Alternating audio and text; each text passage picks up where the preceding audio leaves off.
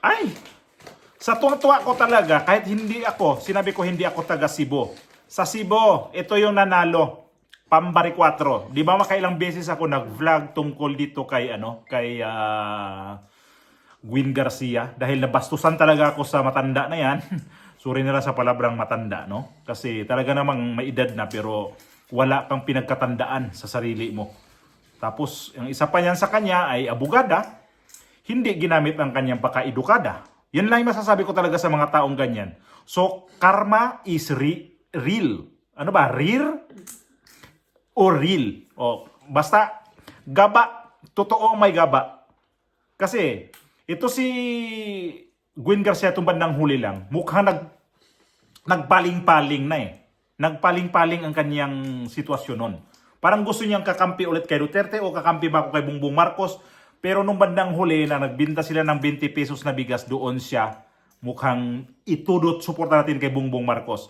At ang pinakahuling endorsement ni Gwyn Garcia sa Cebu, ang pumunto lang doon si Abalos lang at saka si Lani Mercado, asawa ni Bong Revilla. At sa kasamaang palad itong dalawa ngayon, tigok sa kanilang kandidatura. Ito si Bong Revilla at saka si Abalos. Abalos talaga kahit saan man talaga ako mag-mayor man yan sa Mandaluyong halimbawa, kasi residente nga ako ng Mandaluyong kami dati. Kasi nga nakatira kami squatter sa may Mandaluyong.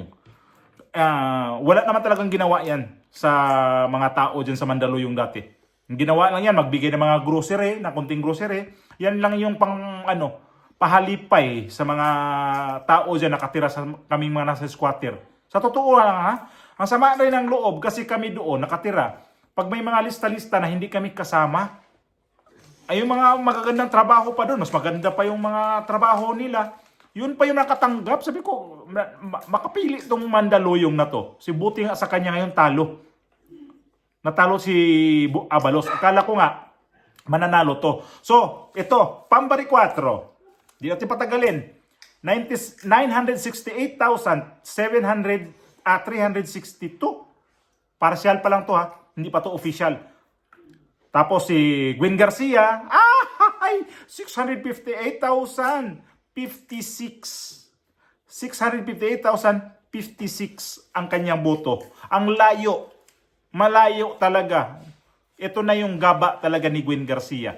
Pero sa bandang mga congressman, yung si Joke Frasco, nanalo pa din. Nanalo pa rin yun sa Cebu. At tinalo niya itong sinuportaan ni BP Inday Sara, itong si Mix Durano. Durano kasi is Danau. At ito yung Danau din, ito yung mga ugat o pinanggalingan nitong mga Duterte. Inamin na yan ni dating Pangulong Duterte at mismo si VP Inday Sara nung nung pumunta siya dyan na hinanap talaga nila yung mga nunuan nila. Doon sila nunuan nila, yun ang hinahanap talaga niya sa sementeryo kung saan talaga nakalibing yung yung Duterte talaga. Kasi sabi niya, ang mga Duterte nanggaling talaga sa Cebu. Totoo naman talaga ang mga Duterte, mga Cebuano naman talaga yan at nag-migrate lang to sila sa Davao City. Maganda to ang nito kasi lahat ng gusto kong dapat nanalo. Si Pambari 4 na ito yung in-endorse ni BP Inday Sara.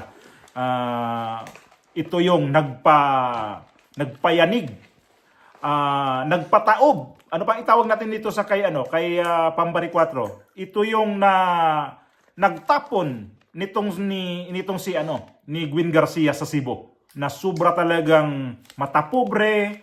Ano pang tawag ko sa kanya? Yung parang may sayad ang pag-iisip. Nakikita ko yung mga kasi niya, yung mga video niya sa mga rally na yung may sumasayaw siya, na may gumaganon-ganon pa siya. Tapos, lahat na lang nag-gimmick. At ito nga yung sabi ko, ito kasi siya, nangialam to sa trabaho ng mga city mayor sa siyudad sa Cebu. Ibawal ho yan sa gobyerno ng provincial government. Bawal ho yan sila dyan na mangialam sa Cebu City. Kasi ang gobernador kasi, hindi niya saklaw itong City of Cebu na pakialaman niya yan. Toka yan sa mayor. Dati nag-away to sila ni Rama. Kaya nga sila di nagkaintindihan at nagkahiwalay. Si Rama nagpaiwan sa PDP laban at si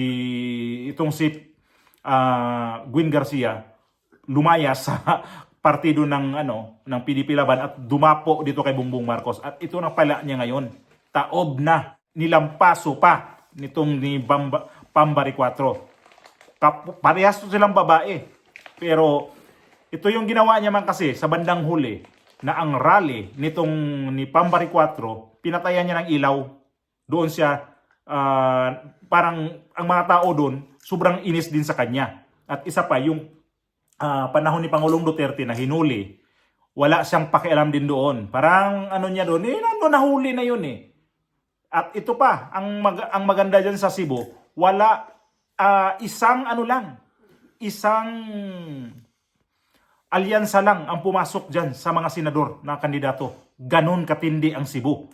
Ganon katindi ang Cebu. Galit na galit itong kay Bongbong Marcos. So may rason talaga itong si Bongbong Marcos hindi talaga nagpakita sa Visayas at Mindanao dahil itong nangyari sa kay dating Pangulong Duterte. Ayun. So ang dami ko pang gawing reaction nito kung sino ang natatalo at sino yung nananalo sa mga kandidato na gusto ko, lokal o nasyonal. So abang-abang ako nito kung matapos talaga ito naman talaga ang layo na nito eh. Hindi na to mahabol.